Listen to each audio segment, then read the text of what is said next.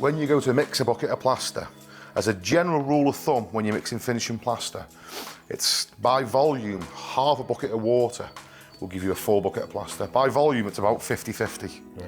So if you get any size bucket, you want half of it full of water to give you the full bucket of plaster. If you're over half full, then you're snookered, because once you start mixing the plaster, you go, technically, you can put a little tiny bit over half water, but it's just easier to say half, because otherwise it can go really wrong. You've got a bucket full of basically nothing to do with it. So once it begins to set, it'll just go really quick. You won't have time. You won't have the time to catch it at just the right stage to start using it. So you just got to mix it right straight up. Some fellas will say, keep you know, some dirty water in an old PVA tub in the van, and when you're doing little jobs, you can just use the dirty water to mix up. That's fine, but it's unpredictable. You know, sometimes it'll go off like that, and sometimes it'll go off just a little bit faster. If you want accelerated, I always just use half time, because then you know exactly where you're up to with it. You know, it's not going to take you by surprise. The other thing is, if you've got a bag that's a bit old, sometimes it goes off faster. Sometimes it hardly goes off at all. And you can't even look at the drawer. How does that work? I've had stuff that's out of date. You put it on the wall, and 4 or 5 hours later, it's still wet to the touch. And other times it's gone off like that. We don't work to the whistle. We work to the thistle. When it's set, we're gone. Yeah, there's a lot to be said for job and knock, isn't there? You just get the job done. I'd say that to the guys, if I've got guys working with me, rather than say to them, you're here for 8 hours or whatever, I'll say, let's get this job done, then we're going home. Yeah. Then everyone's concentrating then.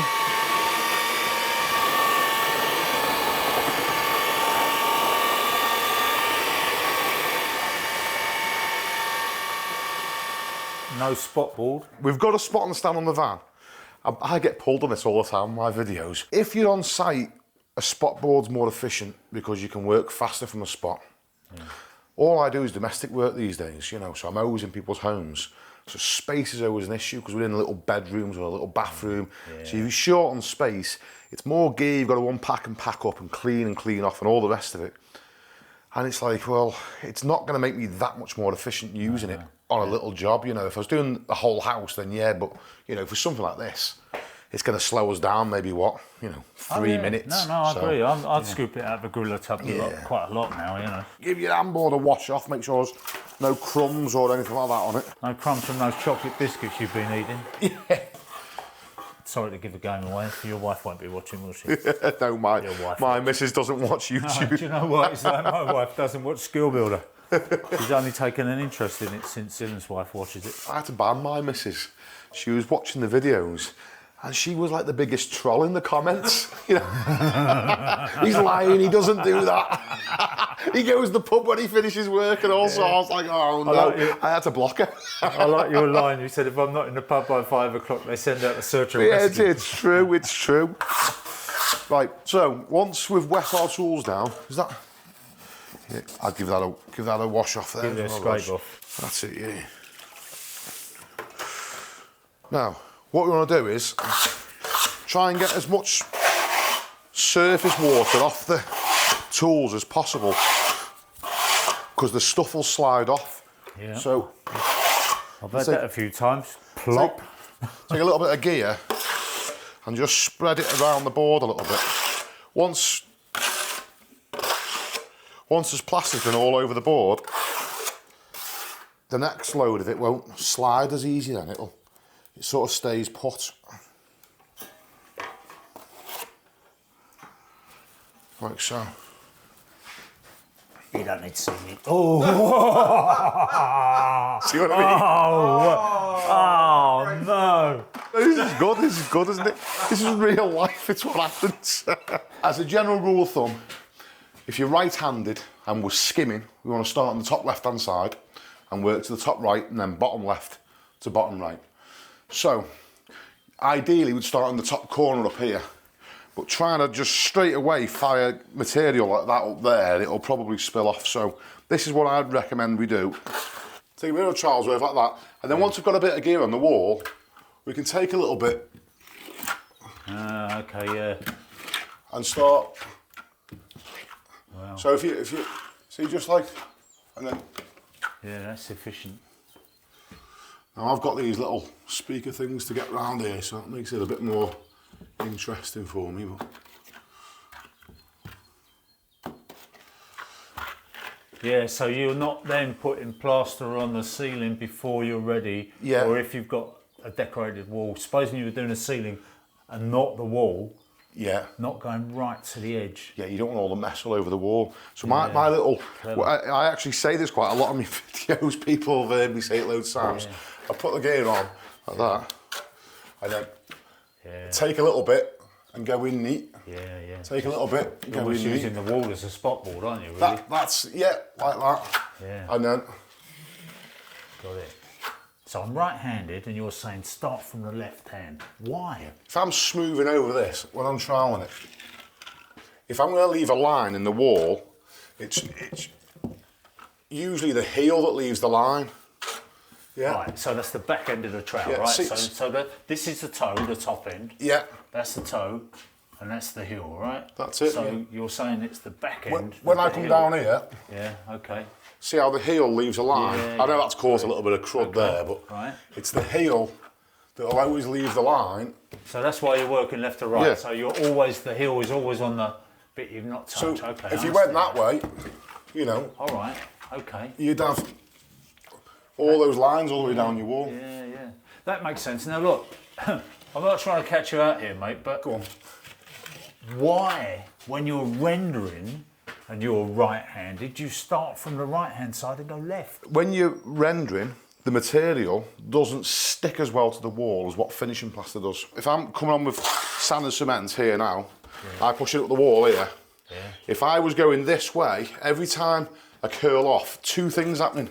I'm losing the thickness because I'm feathering into nothing, and plaster will curl and drop off. Whereas if I'm going this way, I'm tying the last stroke in to this stroke. Every time I tie it in, Okay, I tie it good, in, yeah. and then I'm not losing it. The plaster's not dropping off, and I'm keeping the thickness of the plaster. So And it's we're not easy to worried get. about the heel of the trowel leaving marks on the render because we're going to rule through anyway. Yeah, because it's only slight with render. You know, render's it's a lot thicker of a product, so it doesn't have and to you be as are neat. ruling off. Yeah. You'll always rule off, won't you? Yeah. Because I've seen renderers, plasterers rendering who don't rule off, and then you see the sunshine on it. Whoa. Oh yeah, it's all dishy. Yeah. They think they can do it all the trowel, but it's very hard. No, to get things nice, you want to be ruling off, really. Yeah. Is this a tapered board, by the way? Yeah. So this would normally be for dry lining. So does that doesn't cause us a problem? No, to be honest with you, It's better. fellas will tapered and square edged. Fellas will use just either in the plastering. No one really makes that much of a fuss about it, you know. Yeah. I'm usually used to just using whatever they turn up and whatever they've got there, you know. Yeah.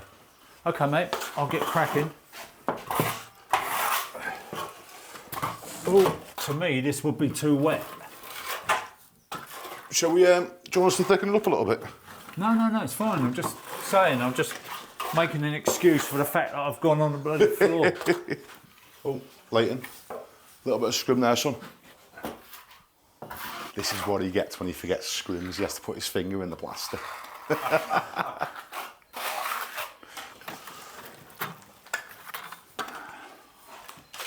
Let's see. Sorry?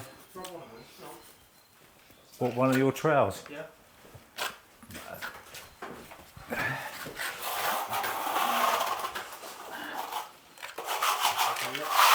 That's it, that's the Oh yeah. That's mine, isn't it? I was going to show those to Kirk. I don't know whether you've seen those, Kirk. What's that, mate? This set, because I watched a video where you cut down a scraper to get into a bit between an architrave and a whatever, yeah? Yeah. And these sets here, Oh, yeah. you get 10 of them, different sizes, right down to a 1 inch, right up to a 600mm one, I think. 20 quid. Yeah. Look at that. I mean, Yeah, it's quite a nice blade on that as well, to be fair, yeah. but to get in all those little places, you've got a set of 10 different sizes. You're laughing.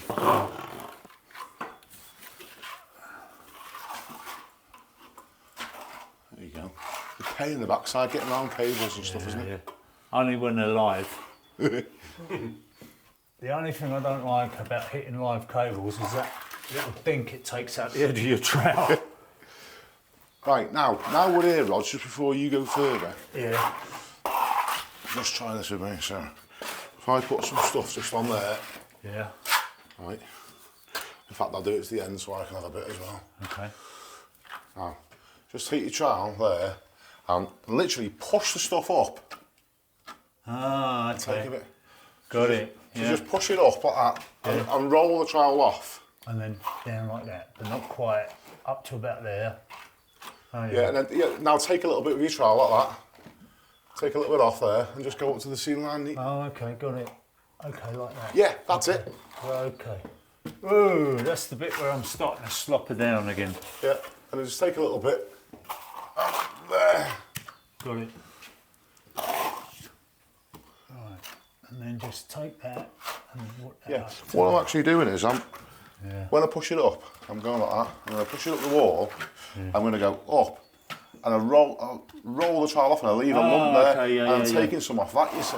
Like surfing.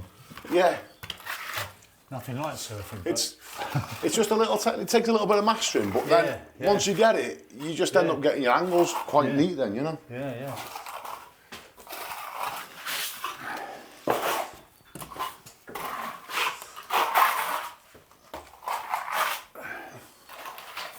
Right, let's just fire this on.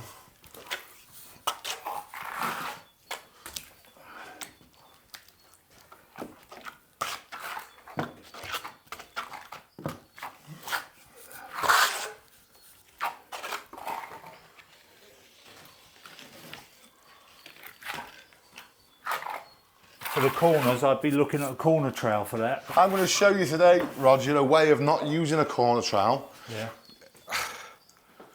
I haven't got nothing against corner trowels and I've used them myself, Yeah. but I discovered years ago a way of not using them, and I mean, some guys are going to say, oh no, they are faster to use, but I don't see the benefit in them if you don't need them. So I find just going into the angle neat, and I'll show you a little trick later of how to cut the corner nice and square with your trowel without an angle tool. Because the thing is with an angle corner trowel, they can go in and out a bit, can't they? Yeah, and then follow the line a bit. if you've got a smart apprentice, he'll stand on it and knock it out of shape for you anyway. So then it's good to know how to get around not having one, you know. We're not talking about Leighton here, are No, we? no, Leighton's not guilty of that yet. Although, Leighton, you are guilty of not putting a scrim on this joint here. So That'd be me. Oh, that was your side. Yeah, that'd be me, mate. get one there for us quick time, son. I scrimmed up that wall. Sorry. Don't blame me. Have you got one, mate? I don't mind, mate. No rush. Any time in the next 3 seconds will do.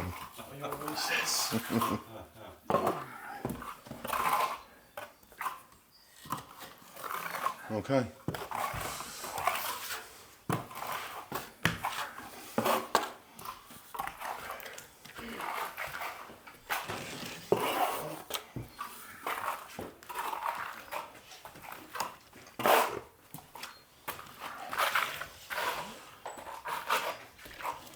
I'm trying to go in this angle here without filling this little box up with his speaker wires here. Okay, Rog, you ready for the bottoms? I think so. It's going on a little bit unevenly. As I say, it's wetter than I would normally go, but yeah, go on. So what are you going to say? I've got a plan for us when we're before we second coat anyway, so we'll give it a nice little smooth over. Yeah. And then we'll second coat it. There are opposing ways of putting bottoms in. So my preferred way of doing it is to save on bending, because you have to dip twice, you see. So my preferred way is to push it down once Oh, okay. and then come up and then push it down once. That's my preferred way of putting the plaster in, because I'm only having to, for each stroke of plaster, I'm only having to dip down once. Now, I mean, it doesn't matter for a little job like this, but if you did this, you know, times 100 metres sure. every single day for, you know, a year, it's a lot less squatting to do. Yeah. But what most plasterers will do, which will probably be easier for today anyway, I'll just show you the way that.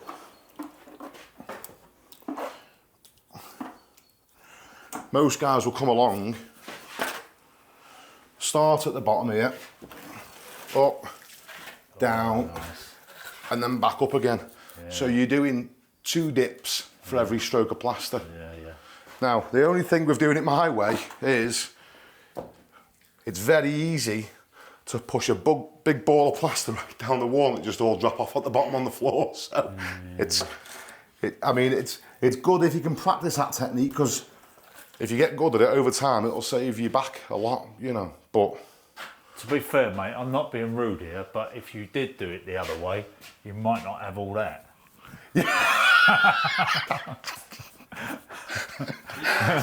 But I cry myself to sleep most nights. Do you know, my missus said to me, if you get any fatter, I'm going to start ironing your t-shirt on a wok. I've got to remember you're a boxer as well. I mustn't be too cheeky with you. Not anymore, Roger. That was a long time ago for me, that. Can you imagine how rude you'd be if you hadn't bought it done? Yeah. Who was it I said that about? Oh yeah, that Ian, wasn't it? I said the thing I really like about you, Ian, James's mate, you know, Ian the carpenter. So the thing I really like about you, Ian, is it doesn't matter how many tools I give you, you still don't feel the need to be nice to me. And he said, that's because you haven't given me enough tools yet. Right, when we're bringing that line down there, Rog, yours might be a little bit more tricky because you've got a socket to work around. Yeah. But basically, to keep the angle neat, put your plaster in. Yeah. And then from that plaster, we do the same principle as what we were doing on the ceiling. Yeah, make it work well. Just take a little bit, there, go in neat, take a little bit. Pull it out. So, you see how I'm doing that? I'm leaving a little bit of plaster, I'm taking a bit from there, and then going in neat into the angle. And it just stops plaster going all over that there, you know. Did you learn all this, or did your dad teach you, or what? Or did you just pick it up on your own? Well, there's so much that someone can teach you, and then the rest of it's sort of down to you then. But I'll be honest, I pick little bits up from all over the place, you know. Over the years, I've watched and worked with different plasterers, and you go, do you know what, I like that, I'll do that. And what's interesting is, now, because I put stuff on YouTube, fellas always come in the comments and go, oh, what about this, and oh, what about that? I think, you know what, there's literally 30 ways to do everything with plastering. There's so many different ways of doing the same job. And it's just finding a way that you're quite happy with that gets you the best results, you know? Yeah. I always try and work the most efficient way, really. Yeah, I like because I'm lazy. Because I'm lazy. That's the only reason the wheel got invented, isn't it? Because somebody was fed up with dragging things along the ground and go, do you know what? It's got to be an easier way. So I'm all for that. I think, you know, let's be lazy.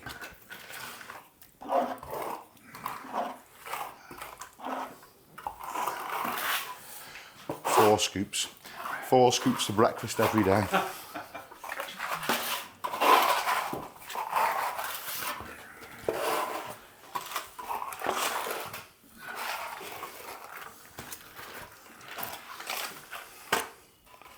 Oh, a little bit of crap in there.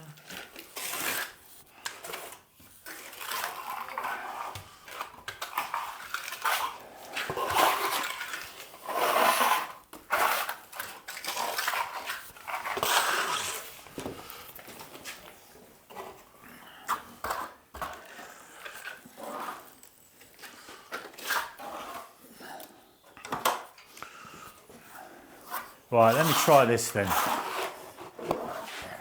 On the wall, down, up, kind of. It's the rolling of the trowel, that's the key to it. Yeah. You've got to have quite a bit on your trowel, Rog. Yeah, I'm coming here. Oh yeah, okay, I've got it. I'll get there, I'll get there. A bit on the ground, but... You've got to have about that much on your trowel. Yeah, okay. So that when you come to there, you can roll that trowel on the material and then slowly push it down. Got it. Yeah, we want the excess, don't we, basically, yeah. Yeah. Okay.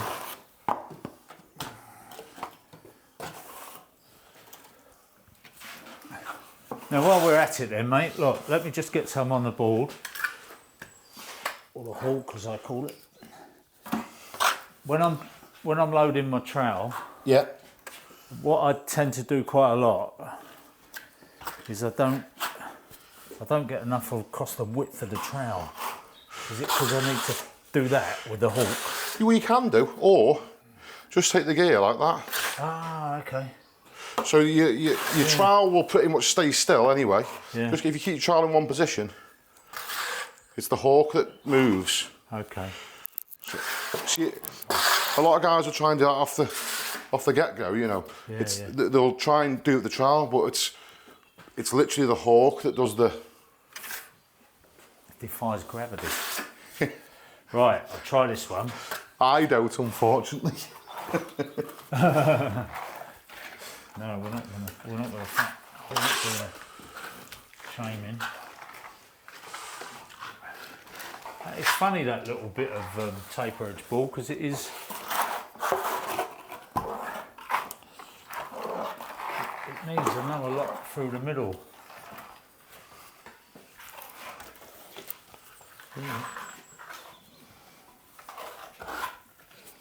Ah. All little bits of crud in the mix. How funny. Mad, isn't it? Yeah. What, just because it's narrow, you mean?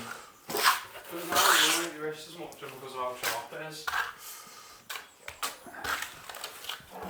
Yeah.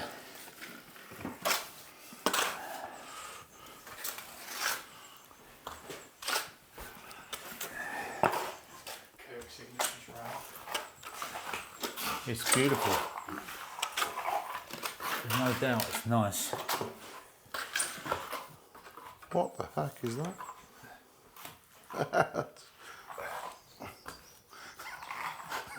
Someone stapled the beads on. I just left a staple sticking out. I'm trying to be a proper plasterer here and fill up the socket boxes as I go. Yeah. Hey, none of that, Roger. None of that. I always look after the electricians. Yeah. Oh, I don't believe in sabotaging people's work. The electricians. How much more have you got left to go on, Rog? Half a handboard worth. Right, we'll have to mix up again now.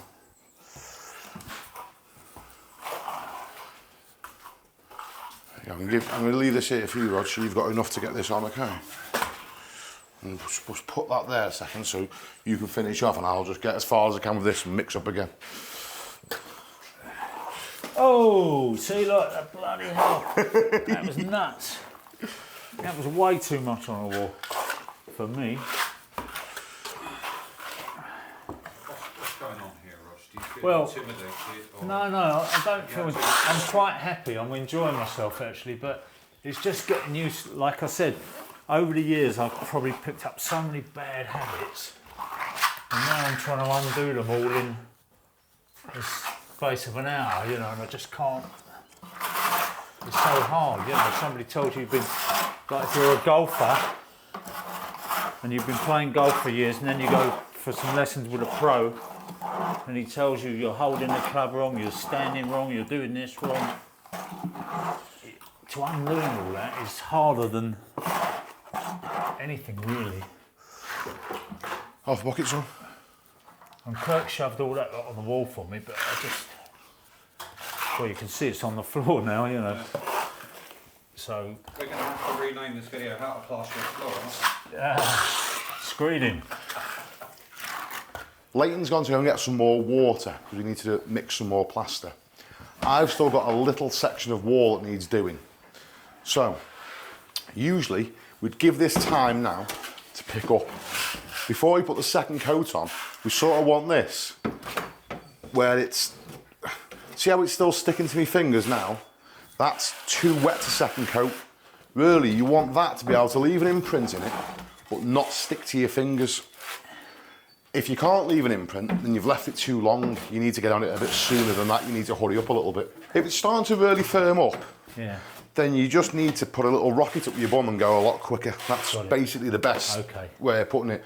Yeah. But it's hard for me sometimes to try and instill this urgency into the apprentices. Because when I was taught, I'd have fellows screaming at me, water, quick, go, run, get some water, you know. Whereas when I'm working in someone's home, I don't want to be screaming shit because that sort of makes the customers panic a bit, like they're losing control of what they're doing. So I sort of like keep everything nice and calm and chilled out. But at the same time, I'm like, Leighton, get some water. And he's like, I'm like, Leighton, get some water. You know? What is the purpose of the second coat? Why don't you just put the first coat on a bit thicker? Well, basically the first coat is going to go on and fill out any sort of hollows, and you're going to get the wall to a fairly straight sort of flat playing field. And then your second coat's going to be the coat that you trowel up nicely. So one coating, you never really get a very nice job of it, I don't think. Now, I'm not saying there are fellas out there that one coat, you know, and I'm sure they do get a nice job, but I just think to be consistent, 2 coats, you can't really go wrong. Especially, I do a lot of plastering over Artex, and you're not one coating over an Artex sealer, no chance, you know. What about speed skim at this point? So I didn't know how neat your first coat was going to be. So I was going to come back and have a look. So that's sort of as neat as I'll leave a first coat, you know. It's not perfect, there's a few lines in it, but I know I can get over that. Now, if I had looked at yours and you had big, massive, thick lines, misses, I mean, there's a little tiny miss there. I'm going to have to do it. But I've got to get a narrow trowel to do that. I've got a 4-inch trowel. Well, that's what you need, mate. Yeah. Take a bit of gear there. There you go. Yeah, I've got a little midget trowel in there. If you had big lines and what have you, I mean, the textbook way would be to put your first coat on, flatten it, and then put your second coat on.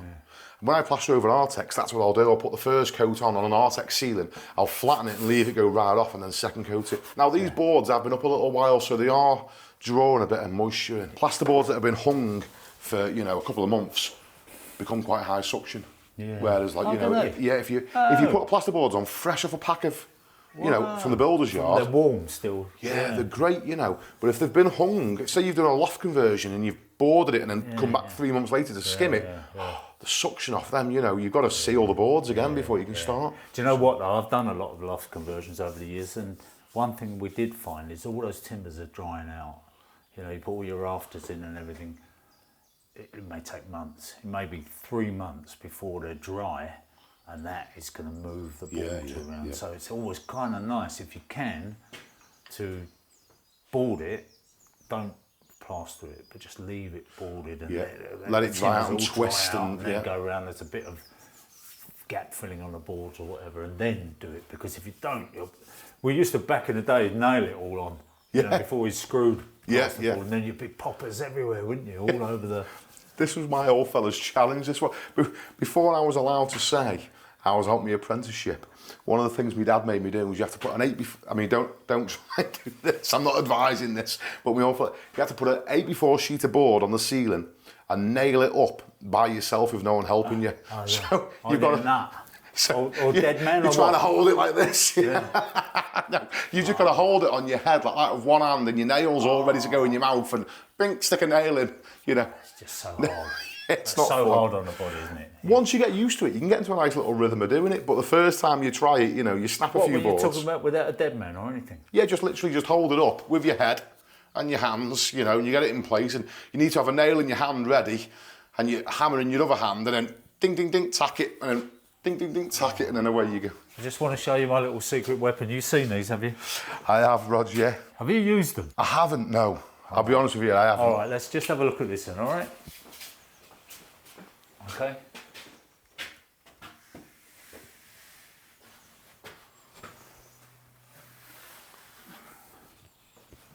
All the lines gone, yeah? And to me, I saw this plasterer using it, and he went, a bit like your dad, you know? Like you were saying to us about your dad not wanting to give away any secrets. And he went, oh, don't film this. This is my secret weapon. Yeah. Once people know. That'll be it. But then his son went, cat's out the bag. His son said to him, don't be so stupid, Dad. You know, people know about these things. You can feel that just dragging now. That is actually drying out. And it's a bit like a plastic trowel. Yeah. But I personally, if you were a DIYer, say, and you could get the stuff on the wall, and then you could use that. That would help Give it him, a yeah. go. Give it a go. See what you think.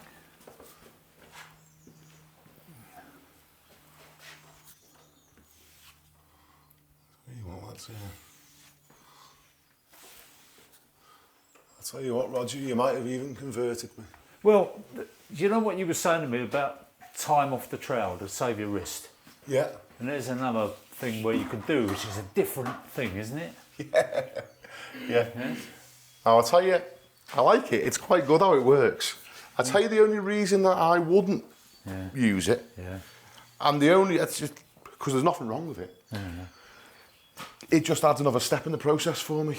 Okay. Whereas I would usually just second coat that now rather than flattening in, you know, so it's just one all more I'm thing. thinking is I've taken care of a few of the dips. Yes, it's good. Because the taper edge, it was a bit, and that has just kind of moved it about a bit, you know. Yeah. That's it. The only thing I would say about it, the design of it is terrible, because if you inadvertently use it the wrong way around, you get that digs great in. gouge mark straight through the... But yeah, it's all right, isn't it? Yeah, You know, yeah.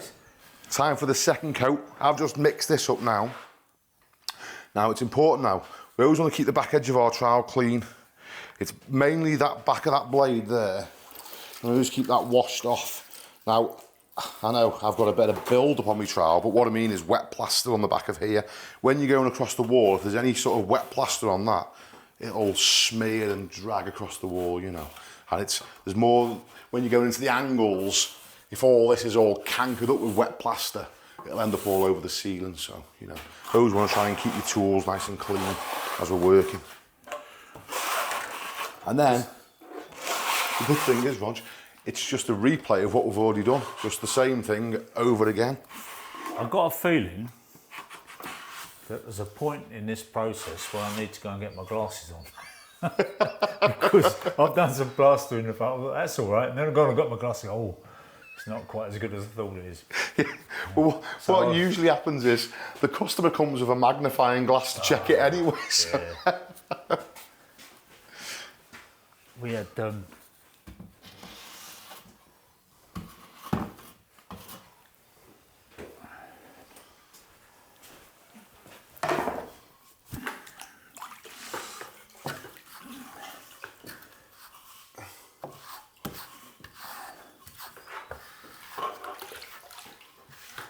Nice.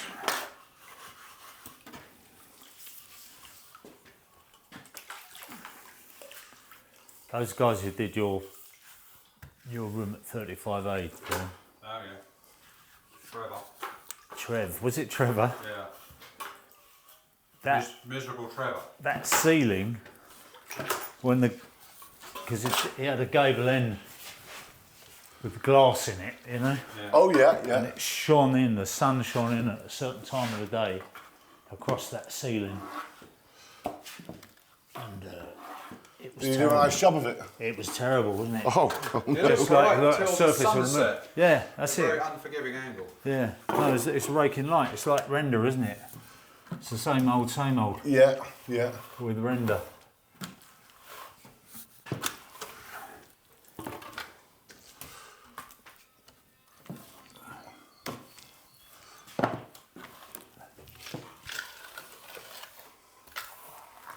Well, I'm going to go and get my glasses, mate, because I've got a feeling that I'm going to be wasting my time here just putting it on.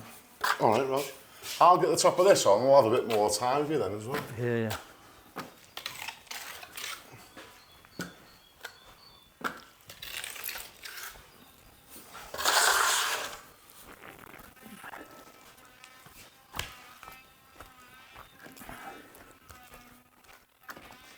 This is where I can still hear Roger in my ear. And it's like that, so you're a naked gun. Yeah. It goes off to the toilet. Oh no.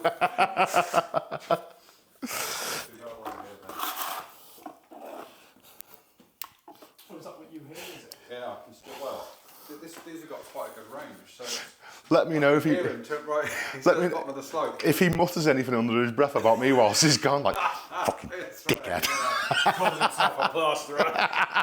yeah. Yeah.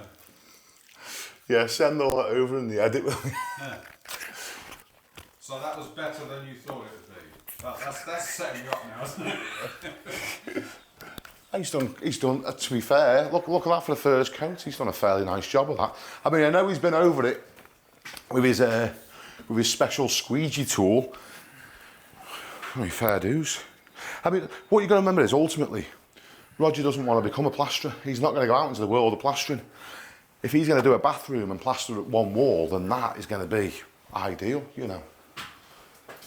Here we go. Here we go. I'm a better looking than you thought, Roger. Yeah. Come round here and look at this anyway. This is what we're going to tweak today with Roger as well. This is literally any plasterer that's not used to using an angle trowel. See my angle here, and there's little chunks sort of missing. Well, they haven't gone missing, I know where they've gone. Ended up on this wall instead. But this is what we're going to work on. Getting up to the angle and just taking a bit like that and just settling in neat into the angle and not digging in so much to the adjoining wall. When you've got two wet walls, it's hard to do though, isn't it? I would never do two walls adjacent to each other. So, I'm going to show you now my way of doing it. There, take a little bit of gear, go in nice and neat there, take a little bit, neat, yeah, and I'll show you full speed, I'll do it. Yeah. And then, we've sort of, if you look from this side now, I haven't dug into that wall at all, you know. Just with that little technique of not going, you don't want to go into the angle loaded up. If you're loaded up, you'll dig in. If you get rid of the gear there and just pinch a little bit of it, then you're not going to dig into the adjoining wall. Got it.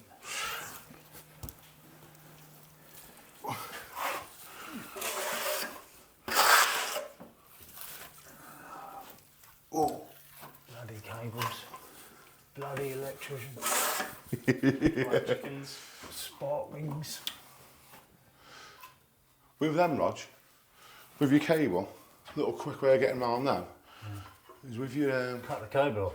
Yeah, that just snip it straight at the end. If you take some gear on your trowel there and come down that side of it and go round it, and then come down that side and go round it, and then you're away, and then just literally, and then just carry on as you straight across. Got it.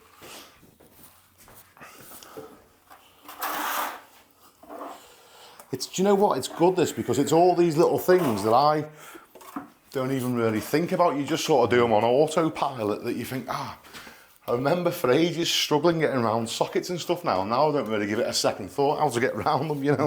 Yeah, just in muscle memory now. You're doing it in your sleep, mate. Yeah. I feel like we should swap over so Dylan can have a go. You want to go on the gimbal? You on about plastering, Leighton? Yeah. You want to go? The cameraman turned plasterer. You might fall in.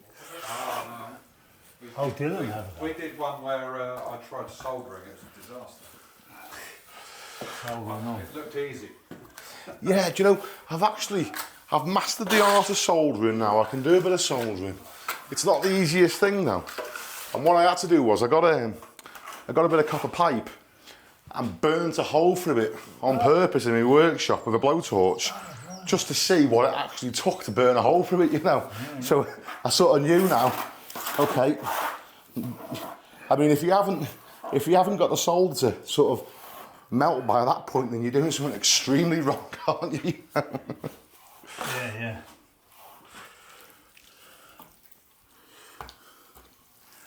And trying to solder a bit of pipe whilst there's still a little drip coming out of it, that's just game over, forget about it. I can't do it. I've tried it many times. That's why I air test my plumbing. You know, if I've done a central heating job, just pump it up with compressed air with a pump, foot pump or whatever, doesn't matter. I worked with this old plumber. Now I'm not sort of recommending this because I'm sure there'll be plenty of people to tell me he's a cowboy, but he showed me a little trick. Because I said to him, how are you going to solder that now? Because there's water dripping out the end of it. And he went, watch this, and he got his... Red. Yeah, he got his butty. Yeah. And pushed it in with his finger. Oh, yeah. And then he went quick, and then he soldered it up before the drip started again. Every plumber knows that one. And I've been in houses and I've said, you know, the water's dripping through and you can't get the solder to go. And I've said to the lady of the house, have you got any bread? Can you give me a bit of bread? And she go, yeah, do you want butter on it? Do you want jam on it? I said, no, I just want to stuff it at the end of the pipe. And she said, what? You're joking? I said, no, it works. Time hard. Little things like just going around a socket now, I don't even give it second thought. But I do remember when I was learning to plaster, struggling with how to get plaster around that efficiently, without getting it everywhere, and without leaving big lines. So, I'll show you my little technique. So, give it a second, I'll just get a bit closer to feeling you might have to just cut this middle bit out. Just let me get into it. Right, so what I'll do is, first of all, I'll come to the left-hand side of the socket, because you're always going to remember it's the heel that's leaving the line. So the heel goes right to the edge of the socket. Then my toe just covers my heel line. There, the same below it. There. And then that way. And on you go down your wall. And that way then you've sort of not left loads of big lines around your socket and not filled your box up. How are we going, Roger? I'll be here. I don't think I don't think I get enough on my second coat. I think I'm a bit frugal when I look at what you're getting on the second coat. I'd always thought the second coat was just a very thin, sloppy thing, but I think you're putting as much on the second coat as you did on the first, aren't you? Or roughly. Yeah, like, where are you up to? Well, I've gone across here now, but... Okay, so we're coming across the bottom now. Yeah. So, thickness-wise, for me, yeah. I mean, there's no hard, fast rule on this. So, for instance, my old fella puts it on a lot thicker than what I do. But because I'm used to going overboard, I put it on tighter than him. You know, he's used to sand and cement work, so... the thickness I'd sort of go with... Yeah. Somewhere around there, you know. Okay, yeah.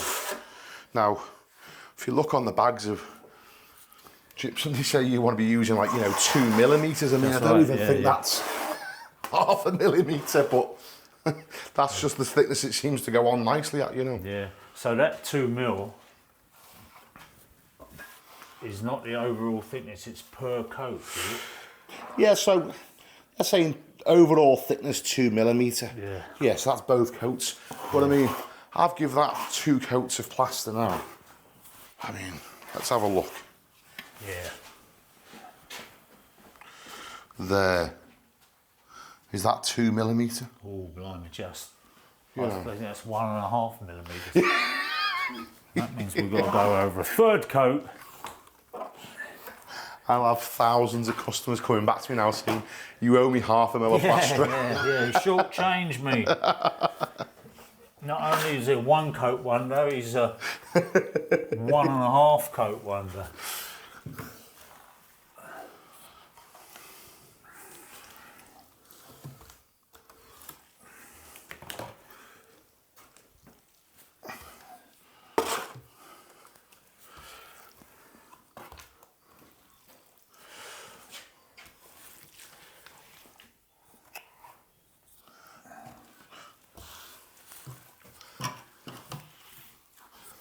See, when we get big scrubs like that, they'll make sure you edit them out, okay, to make me look. Leave Roger's in, but take mine out. Do you know what, mate? Though that's not a bad thing to be vulnerable, though. No, I'm actually saying because I hope he gets that little clip of me saying that in the video. Yeah. I love laughing at myself on camera. You know, some of our best things have been when it's gone wrong and we go, oh, we've got this bit wrong. And some people make a complete habit of it. It's like, I noticed Steve and Alex on the bricklaying. Oh, this went badly wrong, we shouldn't have done this. Did you see them putting that steel in, by the way, Dylan? No. Oh, mate. They were struggling. There were two of them. They got this massive, great steel, and they got to try and get it up on the. And if you think that one that I did with the Meadvale Builders was iffy, you should have seen theirs. Completely.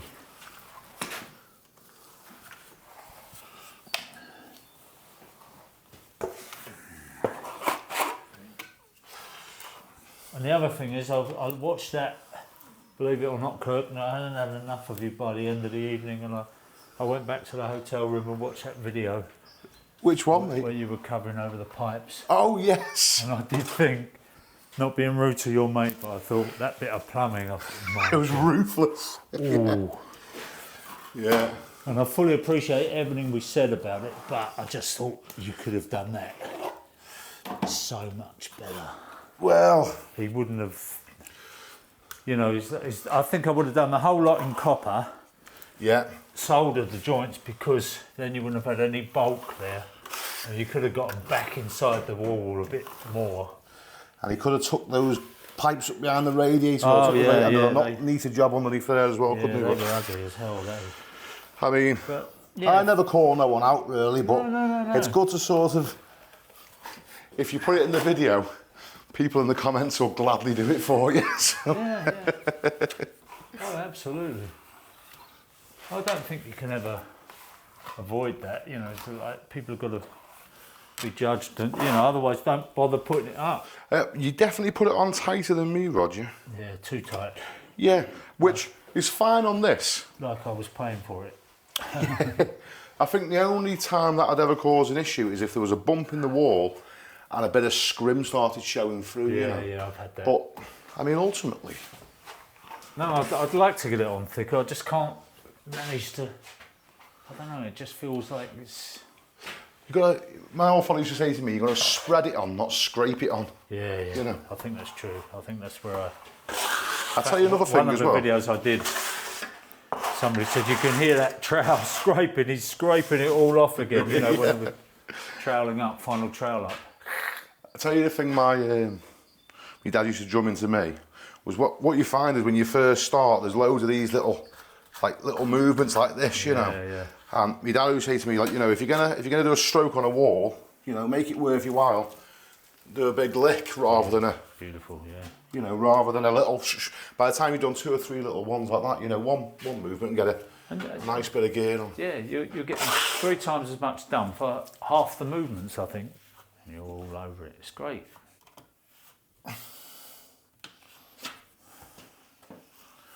There we go. Sorry. Interfering. Get told off for interfering. As I say, I know I'm not putting enough on because there's plenty left over. Right, well. And I'm thinking... I actually just mixed up. That's another good thing as well to point out. If anyone's wondering how much to mix, as another general rule of thumb, whatever it takes the first coat. So if it takes you a bag to put the first coat on, it usually takes exactly half the second coat it. So we were just under finishing, you know. So it was like a bag and a quarter maybe. So it really should have took us about, you know, just under 3/4 of a bag to second coat it. Yeah. And we mixed the full bag up and you can see what's left, you know. So we're thereabouts, you know.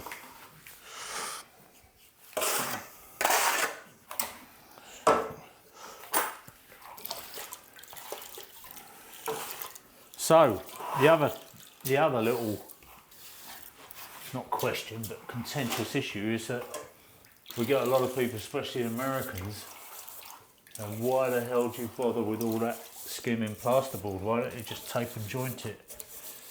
And I've seen some really good taping and jointing. Some guys who are absolutely meticulous, but it seems to me it's still a multi-stage multi-stage process that involves sanding, which is dust, isn't it? Yeah. And, Well. and in the end, then they say, it's almost like an admission of failure, because they say don't use any kind of silk paint on it, because you'll see the Regency stripes, you'll see the joins. So you've got to use an absolutely matte paint. And even in a room like this, I'd say if you taped and jointed this and you looked along the wall, you would see the lines. Yeah, I've watched fellas tape and joint walls, and in my opinion, Yeah. on a massive, massive scale, you know, it is quicker. But for something like this, you know, I think it's just as quick for us to skim it as what it is to tape and joint it. And then you've got a harder wearing surface.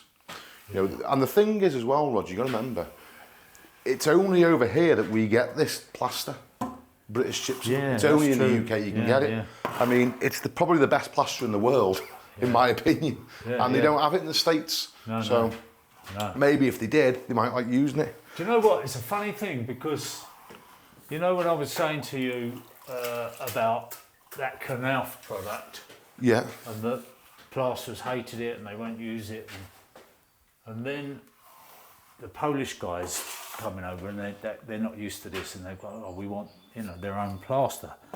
And then I heard they were taking the British gypsum stuff back to Poland. We should have stopped them at the border. Yeah. Stop smuggling it out. Yeah, van loads of it. You know, they just like, so once they got used to it, Yeah. they're going, this is great, let's take it back. So it may well be that they're creating a market, but you know, there's obviously some of them have seen the advantage of it. I'll tell you something funny. We got called to go and do a job in Switzerland. Oh yeah. Go and do some plastering in Switzerland. A fellow had spotted us on the channel, and he flew us out there to go and plaster his ceilings for him. And I said to him how many bags of plaster we needed. So he got them all imported over for us. He got a courier to drive our plaster over to Switzerland for him. You didn't take it as hand luggage in? Right, but on the weight restriction, well, this is the thing, on the weight restriction, he couldn't get 2 bags of finish on the van. So we were 2 bags of board finish short. And he said to me, do you think you could put it in your hand luggage? Right, and take it over? Right, but the weight limit was 20 kilograms a bag, but a bag of plaster is 25 kilograms. Yeah. He said, so what you want to do is get some big clear plastic bags and tip the powder into there, right, and seal them up. I was thinking, can you imagine me trying to get through customs with a bag of powder, 20 kilogram bags of especially powder? if it was white plaster. Leighton, can you clean that out, please, mate? Wash the whisk off and scrape that out and wash out, please, mate. You didn't wash that trowel off. You didn't? I've just washed it off. Is that the one that you left out of? Is that washed off? That's washed off, yeah. Or maybe you washed one off, but not the other. That's one you used. Well, one of them, I've just washed one of them off anyway. Yeah, can you scrape and wash that out, please, son? Thank you. Right, what we'll do now, we'll get straight on with the first trowel. Well, the flattening. So, once we get 2 coats, if you were doing this for the first time, Roger, and you wasn't quite as neat as what you've done it, I would have recommended giving it a first coat and then flattening it off, which you sort of did with that little squeegee thing anyway, and then giving it a second coat, and then we want to flatten that off sort of straight away. So get it nice and flat, get all the big lines out of it, and then we give it 2 wet trowels and a polish, and that's it, the job should be done, you know, just a nice process, little 3 steps after we've second coated, and Can that's I it. I just want to have a look with a speed skim. So it's a little, no, that's all right. As I say, I haven't got a big speed skim here, so You might get a gnat stick in there. yeah. Well, that's precisely what I've got. I was blessed with precisely a net stick. We'll have to cut a load of this out, you know, it's a family show, isn't it? I'm sorry. Know anything about that? No, it's a British standard measurement, and that's, they do say, don't they? Use a gnats. You can get a gnats in there. So what, if I was given a gnat stick, there must be a gnat flying around with my thing. Crash diving. It can't take off. Crashing. Right, okay. What we'll do now, we'll just, I think especially you, if yours is on a bit tighter, we'll get over this as quick as we can to get it flat. Yeah. Any hollows you can see, any lines, you know, try and get those gone as as best you can. And then if you can, just try and work, again, nice and left to right. Another little tip for you that I always try and follow myself, and I sometimes forget myself, but it does speed you up a lot, is if you think your heel always leaves the line, you can see where the heel line is, yeah? Yeah. What guys will tend to do is they'll overlap it by a mile. So there's the heel line, and they'll overlap it there. So you'd only actually gaining, you know, half a trowel every time. But you can just literally, if you keep that, makes you so much more efficient getting down the wall if you just go. Okay. You know what what I are mean? you doing with all the excess that you're taking off? So just losing it somewhere. Yeah, I try not to take too much off. And as you flatten, if you come across any little hollows, you can just fill them in with it, you know. Yeah, got it. Hence the reason you don't need all that stuff we've just chucked on the bag there. No, that's it, yeah. Okay. Let me have a go at that. So we're not using the hook or the handboard now? No, that's it. Now, 2 coats of plaster are on, so we're just going to smooth out what we've got on now, or flatten it in at least, you know. Sometimes it takes a little extra go over in a certain area, you know, a little bit more work's needed to get it just nice. Oh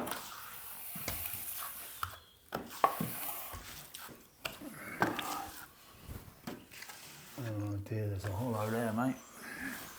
I can see a hollow straight away. You can see it, can't you? Going around there.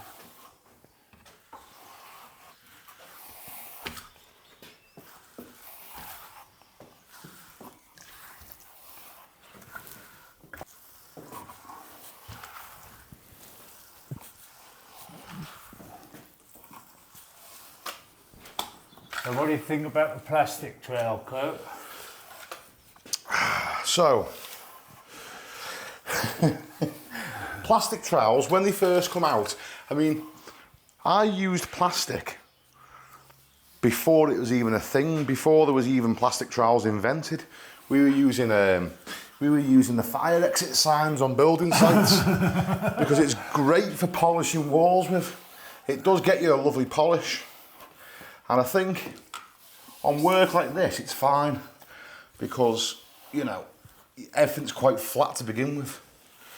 But here's my opinion for what it's worth. Plastic's fairly flexible, isn't it? So I think as a beginner, if somebody's learning to plaster, I'd rather them learn with a steel trowel first, learn the proper way first, and then once they can leave a nice job, then try all the little things that make life easier later. Yeah. But you get a lot of guys learning, and they're learning with plastic trowels, and they don't know how to sort of get a nice job without them. And then they're going to struggle if they haven't got them. Yeah. And the thing with it is, the plastic's flexible. So if you've got a big lump in your wall, a bit of plaster went firm, and there was a big belly in it somewhere, and you go over the plastic trowel, It's going to follow it. yeah, it'll just bend to the shape of it, and you won't know. It's very similar to the flexi trowels, you know. Yeah, which you hate. Well, I mean, I used them when they first come out. I had the Nella Flex, I had the Black Edition, you know, I had the Refiner Flex. I tried them all, Rog. Yeah. But I just sort of fell out of love with them because I've seen that they do a nice job. And there's fellas on site that will defend them and say how fantastic they are, and great on building sites where you're just going over nice flat walls. They are, you know, they are okay to use. But I don't know, when you're doing a lot of private work and you're going over old walls and you're trying to straighten things out, they don't help you all that much, you know. Yeah. So a lot of guys like use them for the last pass. You know, they say just using it for the polish at the end. That's what I do. Yeah, I mean, it's fair enough. I like the feel of it. I just think, and I'll tell you the other thing I like about that Needler Flex is the cork handle. Yeah. That's a lovely thing. Yeah. I'm actually friends with the guy that introduced them to the UK, Ryan Hill. Oh, right. Plasterers one-stop shop. I know him, yeah. He was the guy that started it all off, you know. So. That's right, you're right, actually. He's who we blame. I'm only joking, he's a great fella, Ryan. Yeah. I remember that, funny enough, because that's where I got mine from, I think. That one-stop shop. I mean, people always get me wrong on this and think that I'm dead set against them. And I'm not. Someone that's been plastering for, 10 years, fine, because they can do a lovely job without them. But what I don't like is young lads coming up, learning the trade, and they've got 20 different trowels in the bag, Yeah. And if you just give them one trowel and say do a nice job, they wouldn't know where to start, They have to have this trowel for this part, this trowel for that bit, a speed skim for this. And you're like, look, just have a trowel and a hawk, or a handboard as I like to call it, and do a nice job, And then, when you're good, you can start getting all the other little bits of kit to make your life easier.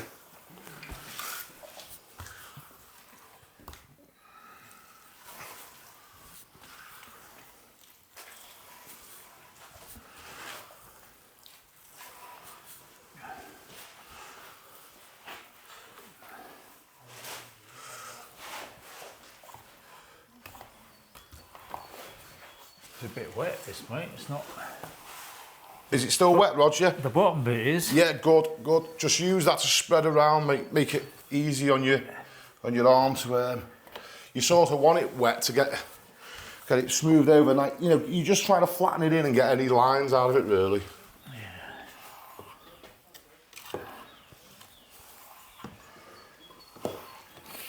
But I think it's just because it's wet.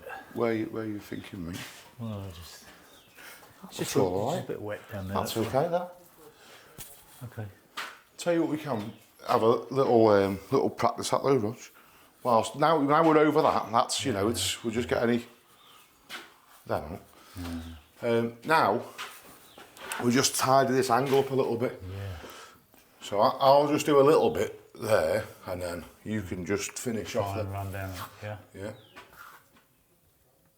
Because a lot of plaster does thicken towards the corners, doesn't it? Yeah, it'll see- curve out towards the yeah. edges, yeah.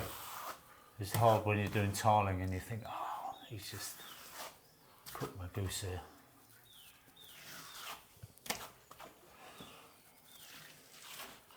Yeah.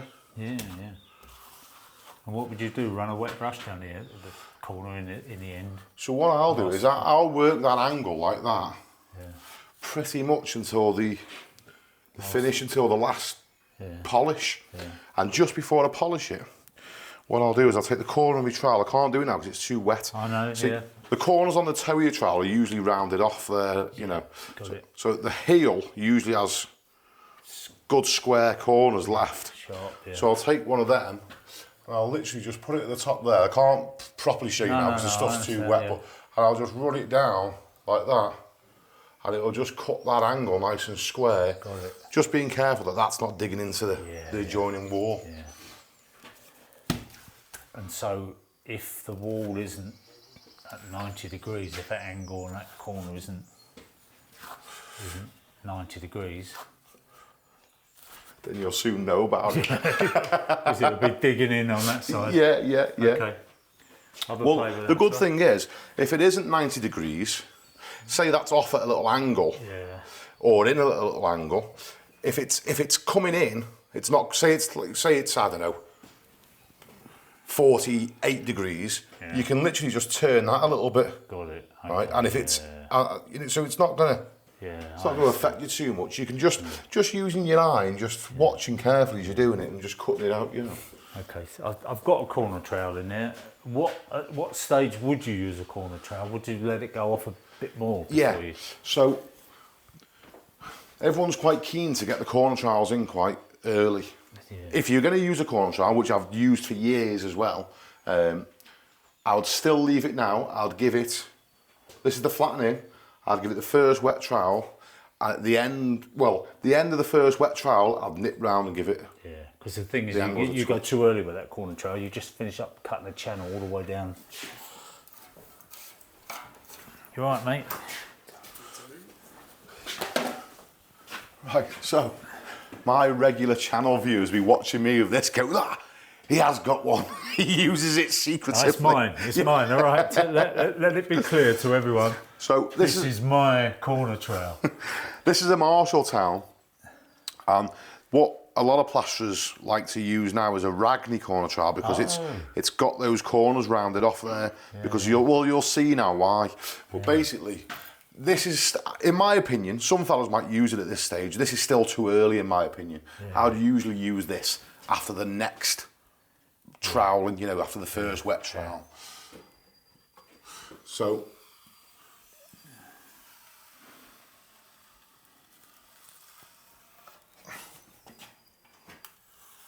all you want to be careful of when you're using that is that these bottom wings don't dig in.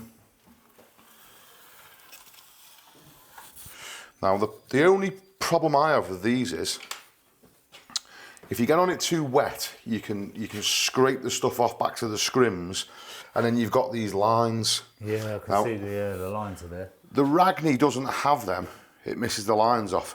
And this is where I sort of fell out of love with these, because people say it's faster to use one of these because you can whiz up and down the angle. Well, I can whiz up and down the angle of the back of my trowel just as quick, but now you've got to come along with your trowel and knock these two lines out that you've left as well. So I just think, well, it's neither here nor there for me to use them or not use them. But again, if you're starting out, this is probably something to make your life a lot easier, you know. That's interesting to say about the Ragney though, isn't it? Yeah. I quite like some of that Ragney stuff. It's not all rubbish, you know. It's cheap. Cheaper. Not bad stuff, really, is it? Yeah, I must admit, I try and travel quite like me, Roger. All I literally use is my trowel, handboard, flat brush, angle brush, and little small tool, and that's it. I can do like 90% of plastering jobs just with them. We've just given it the first go over the flattening, and ultimately there's just one little bit down here. Just that, I would say that is just a little bit much to leave after the flattening. You just want to get anything like that just sort of gone.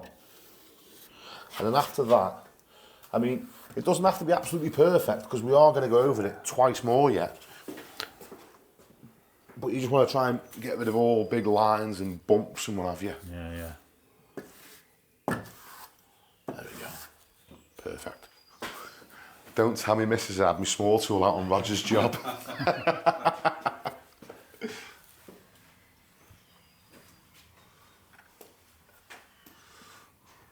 This is literally all I use this for, is just picking bits of plaster out. And sometimes you'll find that an angle just falls away and it's not true. And there'll be a little bit where your trowel just won't get, you know, the ceiling will just curl up a little bit and there's just no way of getting in with your trowel.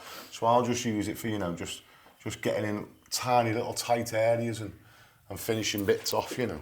But we're lucky in here, Justin's built quite a square room, so. Yeah, mate, I've got to say, give that a little clean up. Yeah. I was like, did you tell me? Sure, I told Ruby. Send your apologies. But I meant to know if you told Ruby and Ruby hasn't told me. Right. Well now, okay, the good thing is now we've got it flattening in. We've got 10 or 15 minutes just hanging around waiting. Okay. Usually, you would have a lot more on, so we've put one bag on. My usual process is I'll put 2 bags of plaster on and then smooth it, or, you know, and then, sorry, let me get that straight. I would usually put 2 bags of plaster on for the first coat, and then 1 bag of plaster to second coat. It's 3 bags in total. So we've got on now just under 2 bags of plaster. So I would have probably this and maybe the ceiling at the same time. That would be enough for me then, so that I wouldn't be waiting around in between trials. It'd just be a continuous process until the job's done. So now, same process again, top left to top right. Yep. Little bit of water, just to lubricate the trowel a bit. Stop it chattering. Yeah. And we'll just work across again. Now, there's a few ways. With a brush, you can either flick it. Oh, sorry if I got you then, Dylan. Sorry about that. Cameraman. Or you can. My old fella used to go mad at me for flicking it because he'd say, you know, you're going to get dirty water all over clean stuff. Well, I'm quite good at flicking it where I want it to go now, so I still flick the water like this. The best way is to use clean water in a bottle, because I'm using dirty water from the water bucket. Yeah. That is the best way. Yeah. Now the only thing with them is though, when you pump that for a month, eventually the little seal goes in them and you have to buy another one every month. Yeah. And when you're as tight as me, you know. Well, you can. I know Hoselock do the spares, so you get a little spares kit. Yeah. So on Amazon you can get anything now, mate. So I'll give it a go. Roger's a plumber, see, so he can afford it. I only bought this morning when we were in the merchant picking up the plaster. I saw this. I thought, oh, it's so much better than my little bottle. I'll grab it. I seen it and put it on my wish list. I'm only asking. Oh, mate, I could have bought you one. I could give you this one at the end of the day, but then again, I'd have to send you seals every month. Rog, my seals have run out. Yeah. Worn out. Could you send me new ones? Is that me, mate? Thank you.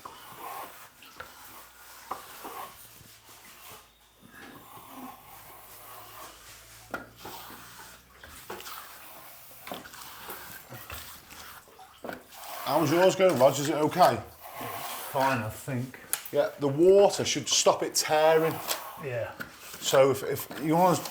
As soon as I feel the chattering. Yeah, if you see any of the surface of the plaster tear open, it just needs a little bit more water. Yeah.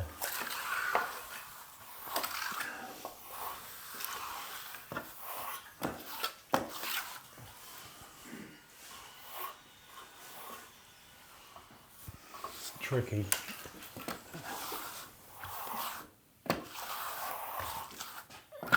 You got any stilts, Kirk, or not? Yeah, so I used to use the stilts on the sites. Oh, did you? They banned them. They banned them on some sites, haven't they? Have they? Yeah.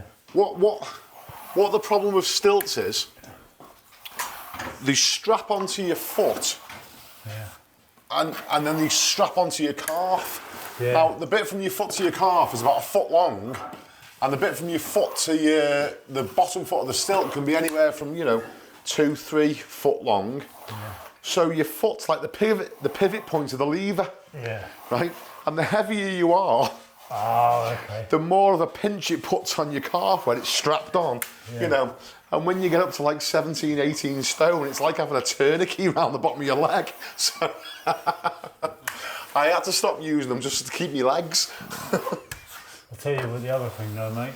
It's a long way down to the gorilla tub, isn't it? Oh, yeah, well, that's the only other thing. On the site, I'd put all the upstairs ceilings on in a house in sort of one shot, so they'd come in handy then. Whereas now, really? I'd go in, I'd put, the 3-bedroom ceilings on, and the apprentice would put the bathroom ceiling on, and then the next mix would go for all the opposites in the bedroom, in each bedroom, so and he'd put the opposites on in the bathroom, and then the third mix of the day would be all the other opposites, and that'd be it then. By the end of the day, we've basically skimmed the upstairs of a house, just the two of us. Yeah. But I never want to work that hard ever again in my life.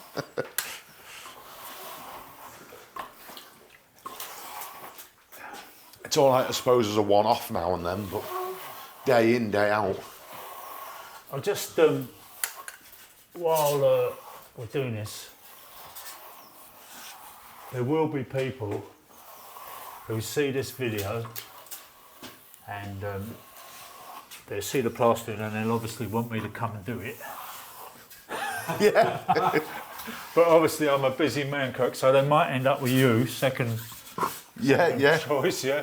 So what I'm asking is, how far would you travel from where you are? You don't want to travel very far, do you?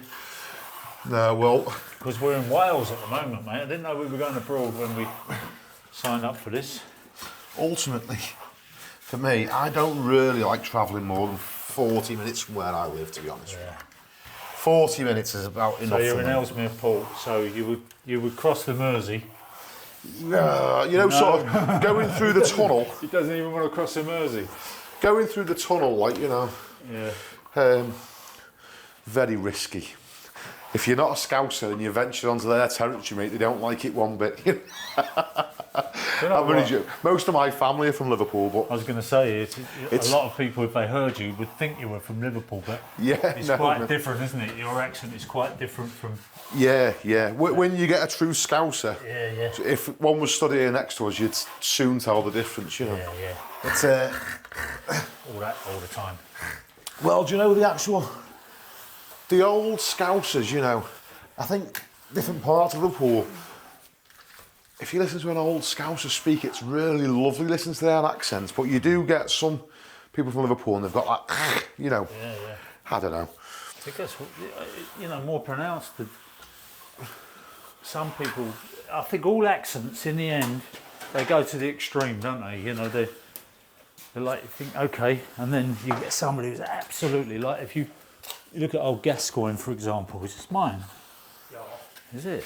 Don't recognise it, mate. You cleaned it. If you scrape it onto the bucket, you can use the fat if you get any oils out. What, like that? Yeah. Except it's gone in the water. Yeah. So that wasn't an amazing move, was it? Right. It's just the fat's up there. If you get any Yeah. holes in your wall, you can just fill in that.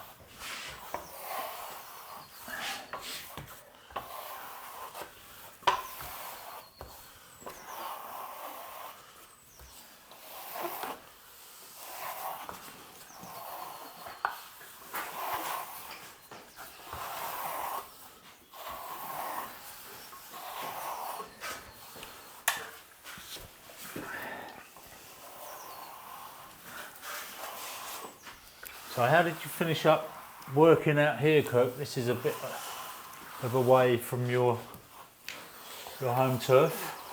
So, Justin works at Stanlow, Yeah. which is literally a stone's throw from my house. Oh, right. Somebody from there recommended me to Justin, and when he said he was out in mould, I thought it's a little bit of a drive for me, that, you know. But then he sent me a couple of pictures over of some of the jobs that he wanted doing, and I could tell by the pictures that this guy really knows what he's doing and wants a mint job, you know. And I just looked at the work he was doing inside the house and I thought, I want to be involved with some of that, because, you know, a lot of jobs, people are sort of like bodging things up a little bit. And it's quite nice to work on a project where people aren't trying to cut corners and they don't mind paying a bit extra for the right stuff, you know. Yeah. But also, I've got to say, his lady, his partner, Sarah. she looks after you Oh yeah. with the catering and everything. Oh well, that's the second reason why we don't. So That's why we don't stop coming back. I mean, we arrived 10 minutes, we've got a coffee in our hand, and she's already talking about lunch, what we want for lunch. And I thought, bloody hell, this is nice, it's good here. We're not going to go home.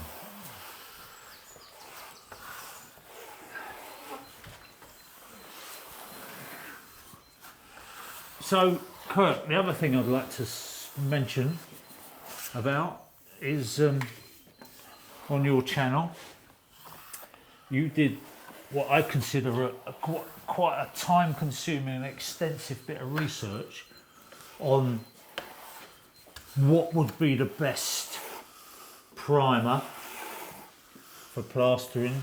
Yeah. SBR, PVA, blue grit, green grit, and I mean that was something you did, which I think bloody hell that took some time, didn't it? It's a bit of effort. You had to work out how you were going to test them, how you were going to measure them. It's almost like a scientific. Yeah. Well. I mean, anyone can watch that video on your channel.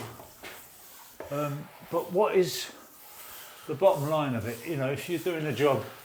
What's the best primer? Supposing we've got a painted surface and we're going to skim over, which is quite a typical thing, isn't it? You know, that people just want to skim their walls and they're already been painted and the paint's on there okay. My go-to primer is SBR. It's basically like a liquid rubber. SBR for me is like, it's a one-stop shop. You know, PVA can be a little bit hit and miss with high suction backgrounds, whereas SBR, once it's fully cured, fully seals the wall. Now, in the test, we tested which one controlled the suction the best and which one adhered the plaster the best. And the overall winner that came out the best, which I actually wanted SBR to win, you know. Yeah. I was really thinking, you know, I'm not going to blag the test, but I was a bit gutted that SBR didn't win. Yeah. And Blue Grit came out the best. Did it? Blue Grit, yeah. Now, soon followed by SBR. Now, the only reason that I don't use Blue Grit as opposed to SBR is because two reasons. One, it's quite messy. When you're rolling it on, the little bits of grit flick out, you know. Yeah. So you get little blue splatters of grit all over the place that you've got to clean up. That's one problem with it. I mean, if you can handle that, that's fine. And then the second thing is, we've already spoken about the thickness of plaster, that this is only about 1.5 mil thick. The grit in Blue Grit is about 1.5 mil thick. Oh, so right. You end up, you've got to put the plaster on really thick to cover over it, you know. And lads will tell you that you use it all the time. If you get a little high spot and you're going over it and you get little bits of grit showing through, you've got to start putting more plaster on to compensate for it. Yeah. So tell me what you're doing here. How are you putting it right? I'm just looking round. Now, I'm not too worried about that scrim. We can cut that off later on. As long as that's tucked out the way for now, we can just get that corner filled in there. I'm just looking for any little bits that are like potential little misses. Yeah. That looks okay. So that plaster that's on the wall was just what was on your trowel and you've just parked it there, have you, first? Well, see, you don't really want to use loads of fat. So, you know, I'll show you the difference of it now with the... You don't want to use loads of fat, so this stuff that I'm bringing off the wall is the fat. With there's no grit in it. Yeah. So that, I mean, it's just ultimately this is the first wet trowel, so there's still a little bit of strength in that. When that will still sort of set as we go further on down the process, and we bring fat off. There's less sort of setting and power in it, so it ends up just being dusty. Yeah. So we can fill things out with this a little bit. I don't like using it as much as what we're going to be doing. You know, don't get your words muddled up, Kirk.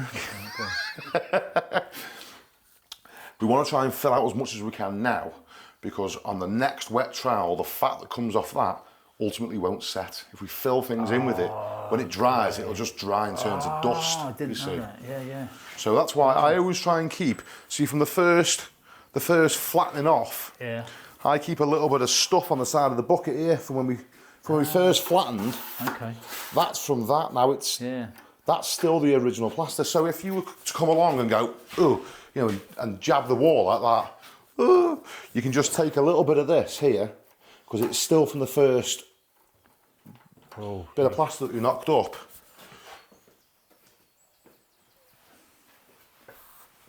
And fill it in. And it'll be all right.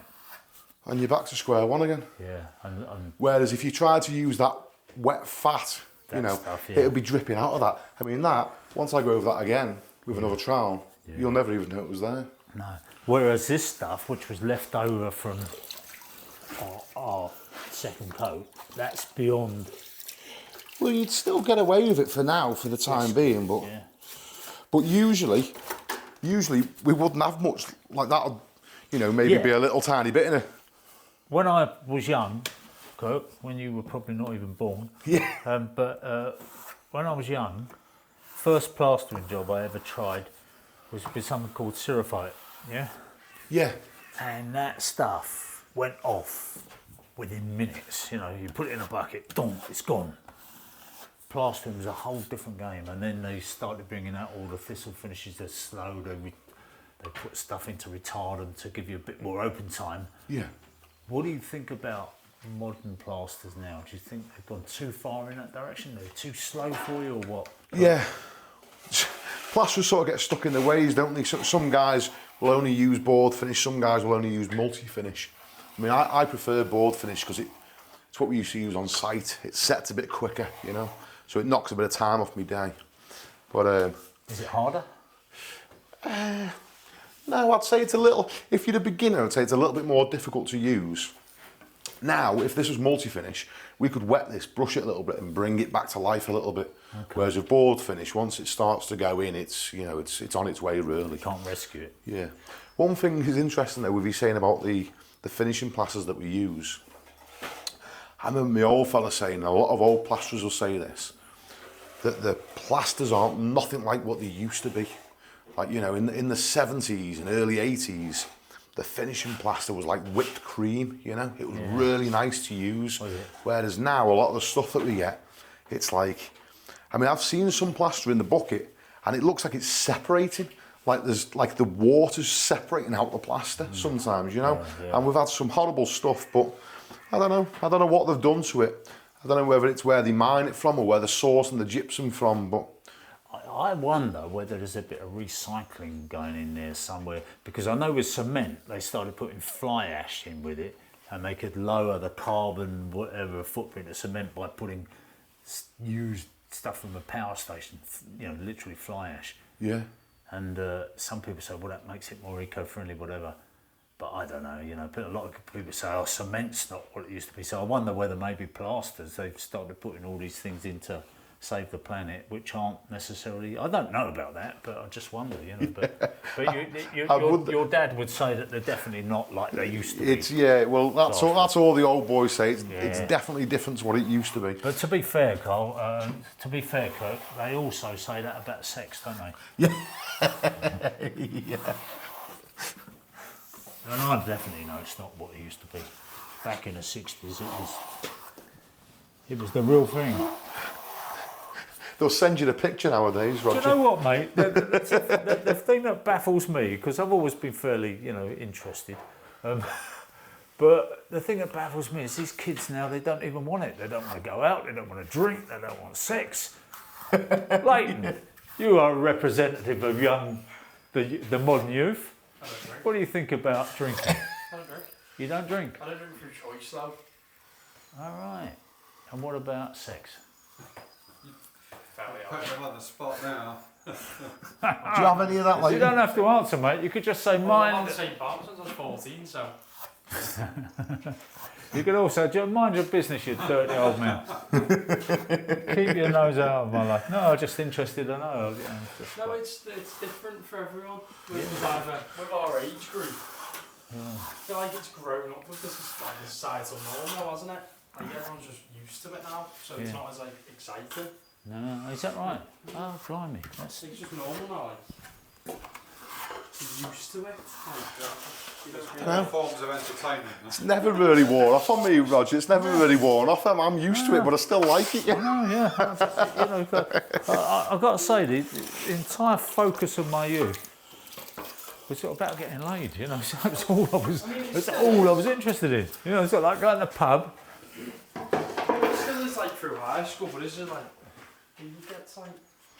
It's just normal now, like it's too easy to get. It's like Tinder and everything, isn't it? Oh, okay.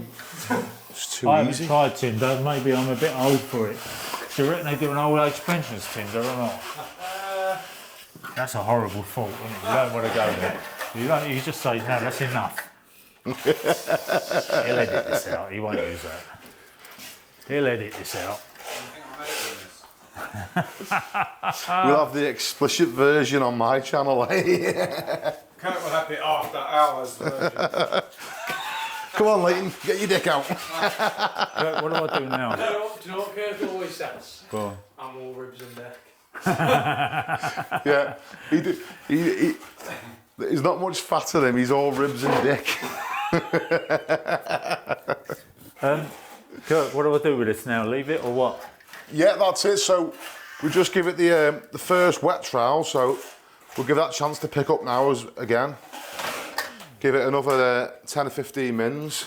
Okay. And then we'll give it another wet trowel. And then that's it, the polish, and we'll be done. You're favouring the old polishing now, because some decorators don't like it, do they?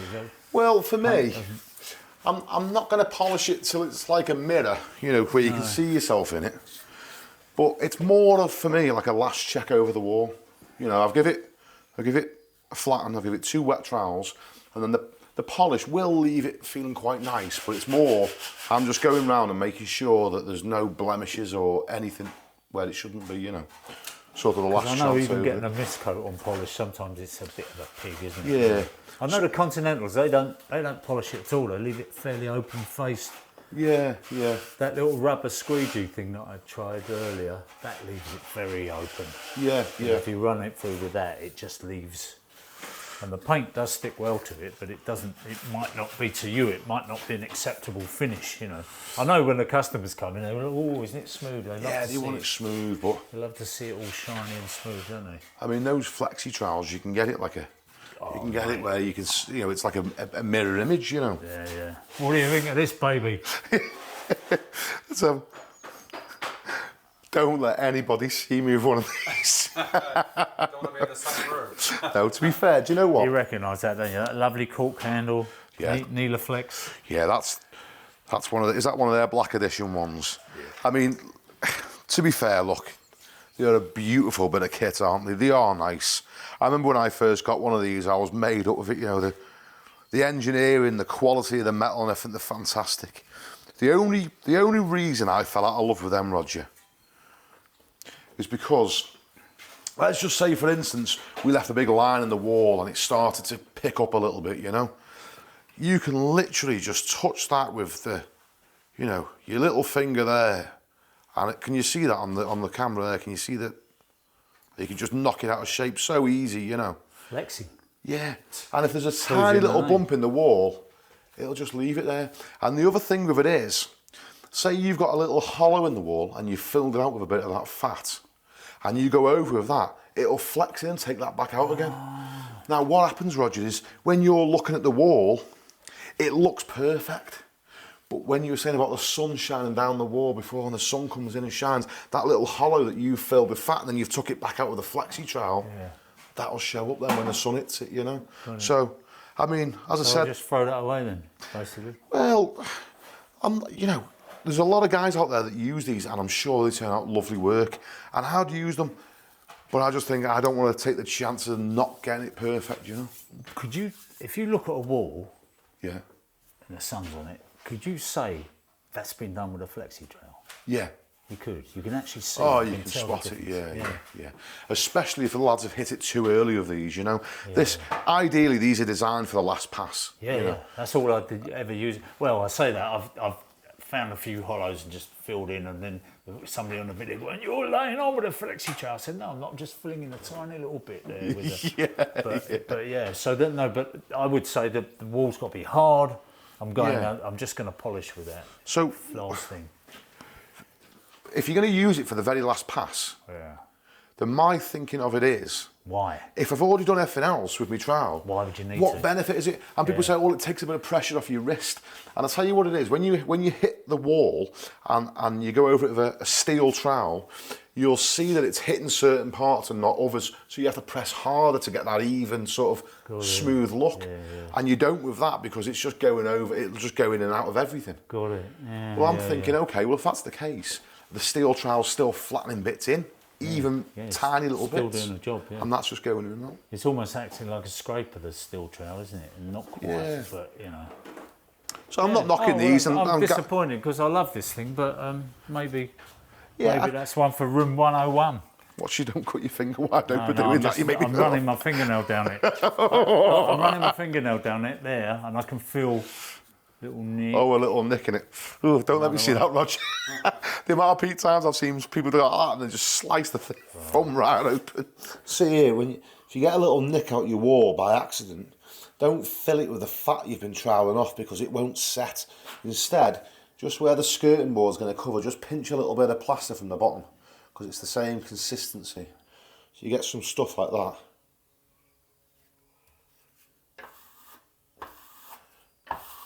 It's gone. This will be literally followed straight away by the polish, so it won't be long now. We can literally just because it is picking up quite quick.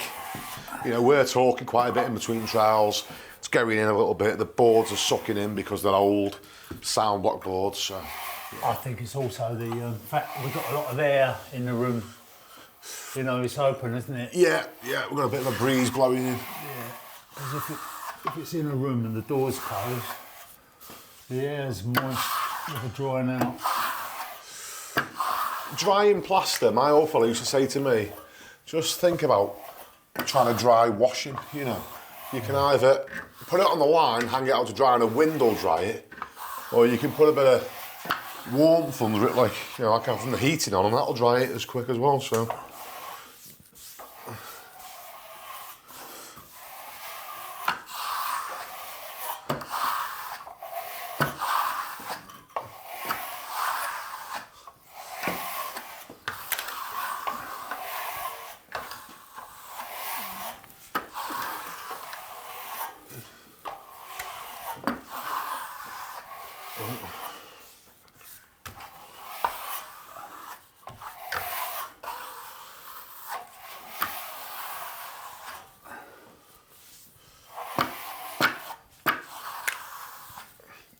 Tell you what, that corner's going to be difficult.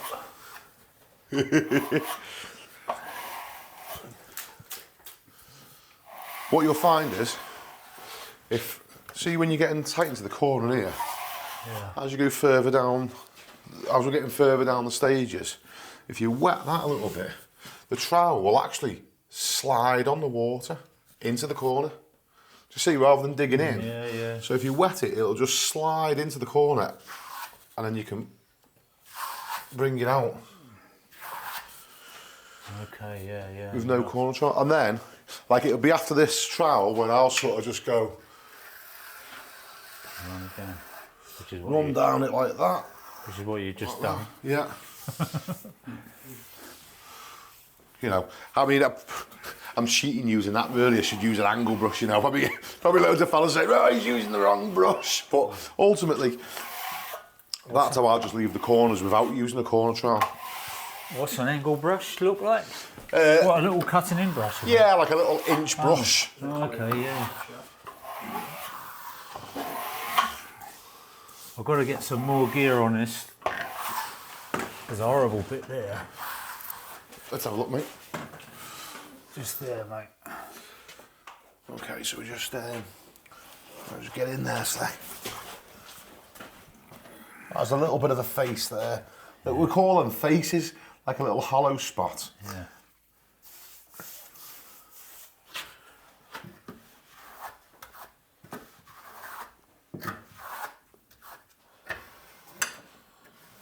So you're actually using the fat there, though, aren't you? I was doing it to see if it was still there. I can see it's still there, so what I'll do now is I'll take it back out again. We'll go and get some of that firmer plaster.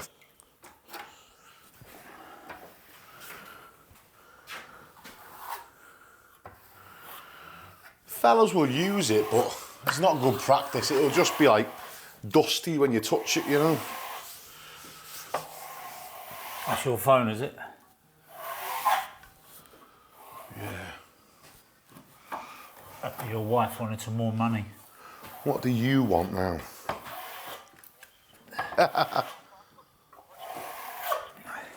I don't know yet, son, but I'll tell you what. We're just in mould, filming. As soon as I'm done here, I'll be back in the port, so I'll phone you as soon as I'm back, okay? All right, mate. See you soon. Ta-ta. Sierra Delta. That's my brother-in-law, another plasterer. Yeah. I try not to admit that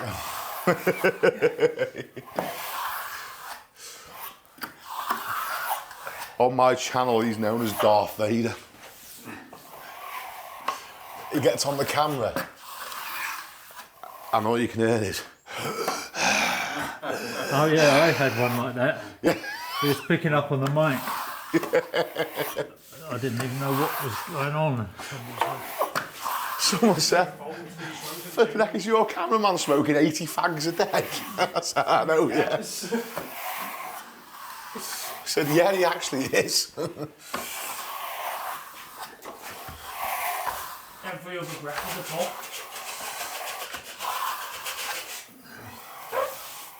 we had a guy working with us, and I don't think we ever got a bit of footage of him without a cigarette in his mouth, did we? With Steve. Oh, yeah. When he was doing.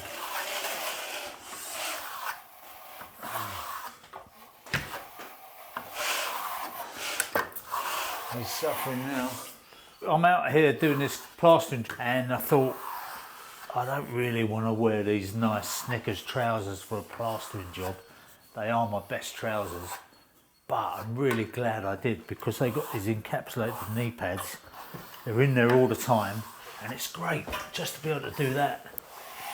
Just drop down to do these lower parts, because I probably wouldn't have bothered putting the knee pads in the trousers to do a plastering job, but I know Kirk doesn't go down on his knees, he just squats down and does it, but it's quite nice just to be able to do it comfortably like that. There's two types of workmen, isn't there? There's guys that wear these type of work pants, and then there's the guys that wear tracky bottoms. Trackies, plasterers wear tracky bottoms. I get in trouble for wearing these. My old fella always in whites. Plasterers was he always had to wear the really? whites, you know. Was he? White pants or bib and brace. And if I was ever caught, you know, kneeling down, Sorry, mate. get off your knees, you know. And there was a big thing about, you know, you've got to save your knees, you're not allowed to kneel down, you have to squat down, that's it, you know. So, the bigger your belly gets though, the harder it is to squat down.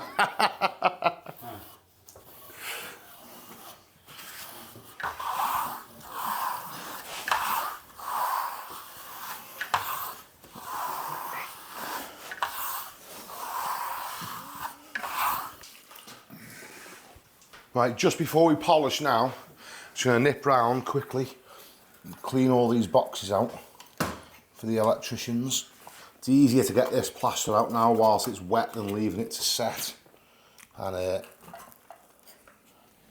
these guys appreciate it when you do that for them. And as well, we've been quite fortunate. I don't really build much up around the bottom here, but if there was a big lump of plaster around here, you know, we just go along and clean it off. Ready for the joiner with his skirting board to come in and do his bit. We'll sort that angle out now, give that a nice little brush in to finish that off, give it a polish, and that'll be us. Quick clean up and we're done, Roger. He's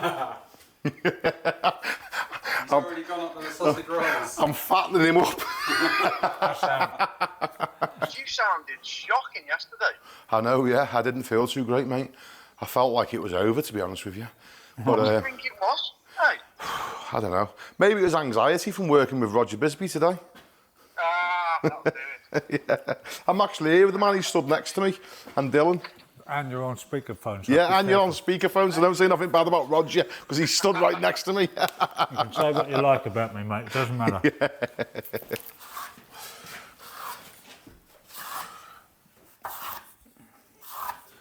Little brush.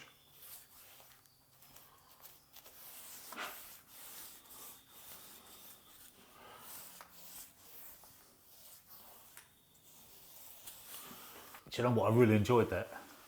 I'm glad. And now I'm itching to do this. Give me palpitations, Roger. I just, it would be great, wouldn't it? Yeah, it would be good fun, to be fair. But the other thing is, no stilts, no hop up, just work through. Yeah, but Roger, you haven't told them on camera. Roger's actually 7 foot. I'm only this tall. The next thing I'd like to do with you is maybe a bit of sand and cement. I get loads of little jobs like that, so Yeah. we can sort something out in the future, definitely.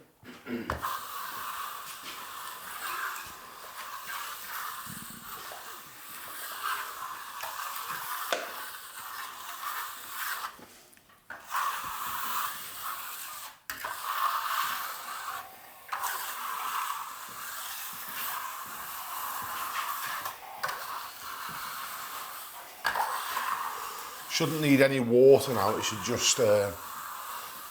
just pressing fairly hard. You're just closing the surface of the plaster in. Shouldn't be changing the shape of any of it, or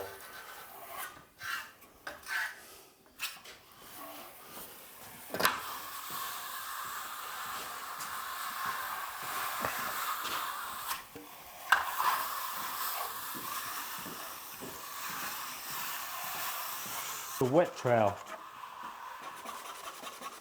Yeah. So it's quite interesting for me to...